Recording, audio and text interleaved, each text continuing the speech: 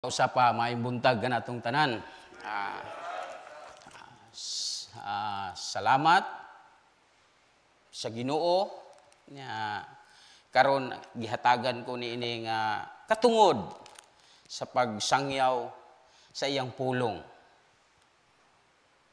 Ang atong ebanghelyo naghisgot kini bahin sa pag-alagad, pagsunod, pagtuman sa kabubuton nga gusto sa Dios. Ang pag-alagad uban sa mainiton nga gugma. Ang pagsunod sa kabubuton sa Dios mao ang giya o yabi sa pagkasumusunod ni Jesucristo. Ang atong ebanghelyo naghisgot sa pagsunod kanako.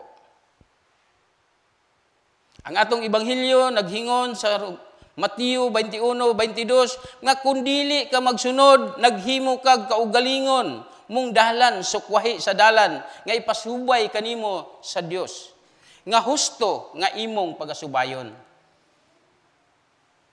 Kay ang Juan 14:6 si Jesus mitubag, ako ang dalan, ang kamatuoran ug ang kinabuhi. Walay makaadto sa amahan kun dili moagi kanako.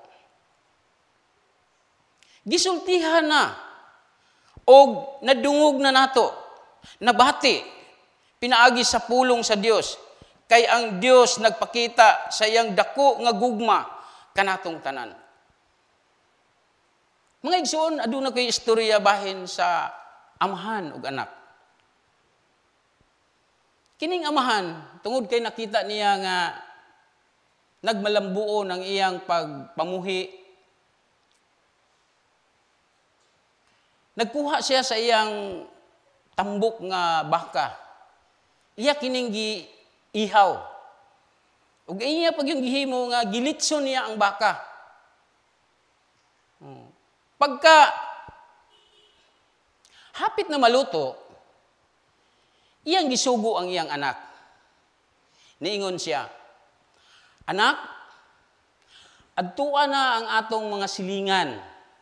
Ingna na nga anhi mo ambit sa akong paniudto o panihapon.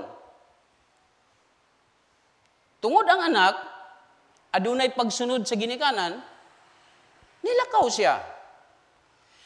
Nilakaw siya, giadto niya ang mga silingan. Nga,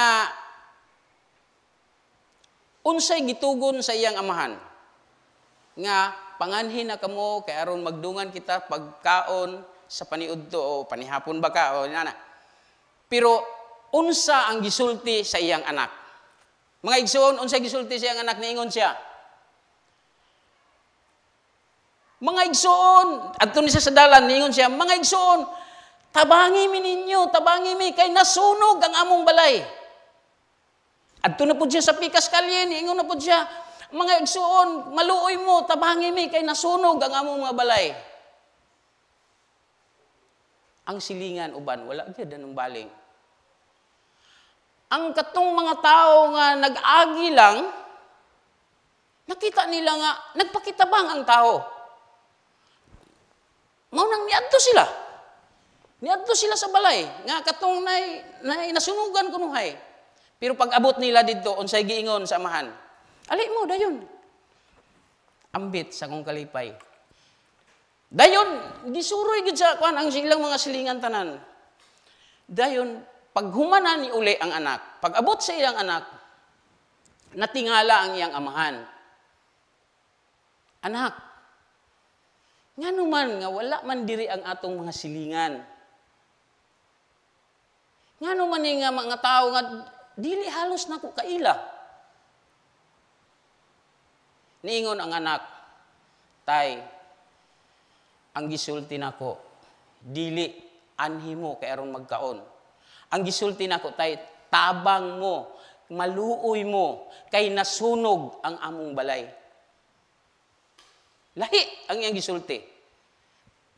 Pero mga igsoon, unsa may pagtulunan nga atong makita, atong paminaw niini nga istorya. Kadto lamang ang adunay gugma sa iyang silingan. Kadto lamang ang tao nga adunay kasing-kasing nga andam mo tabang ngadto sa iyang kaigsuonan nga nagkinahanglan sa iyang panabang. Pero sukwahi ang nahiabot sa ilang pag-abot sa iyang balay. Panalangin, kaon, bangkiti, mao kana ang Eucharistia. Nga kinahanglan, daghan kayo ang nagkuhan, nga kinahanglan mo duol ta, musimba ta, kay anaa dito sa simbahan ang panalangin. Pila ramang ang muduol. Kita, nga ni akaron. Nga gihatagan sa Dios, o kasing-kasing, aron lamang, pagtuman, pagsunod sa kabubuton sa Dios. Padayon ta. Sa atong unang Korinto, Kapitulo 2, versikulo 9, nagingon, Hinoon, sumala sa gingon sa kasulatan ang wala makita, ug madungog, ug wala palandunga sa tao, mao, hinooy, giandam sa Dios, ni adtong nahigugma kaniya. Mga igsuon, inaana ang Dios. Bisan pa sa atong pagkakita, bisan pa ubos patantan-aon, pero ang Dios, wala siya'y pinalabi. Makasala man kita, buutan man kita, sa Dios, pantay. Pareho ang iyang gugma. Nganong makaingon ko nga pareho?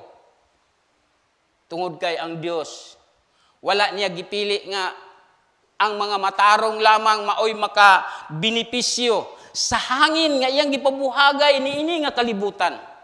Kitang tanan, makasasala man, buutan ka man, gihatagan sa Dios niini. Ang adlaw, nagpasiga siya sa adlaw, dili lamang sa mga matarong, apan subo nga palandungon. Kay ang tao gusto gyud og puyo ngadto sa ngit-ngit nga dili nila makita ang ilang maagianan. Apan salamat sa Dios. Salamat nini nga panahon sa adlaw, sa hangin, sa tanan nga iyang gipahimutang sa Dios nga kita nakabenepisyo og nakapangalagad pagyud diha sa Ginoo. Kay ang Dios nagpakita sa iyang dako nga paghigugma kanato. Sa makasala pa kita, nagpakamatay. Siya alang kanato tungod sa iyang paghigugma kanatong tanan. Mga igsuon, sa katapusan mga igsuon, kudiha ni Kristo atong pag-alagad uban sa pagtuo, nga ang atong pagpangalagad dili niini makawang, kay ang Dios andam sa pagtabang kanatong tanan nga nangalagad kaniya. Dalaygon ang Ginoo pinaagi sa iyang balaang pulong. Palihog manindog.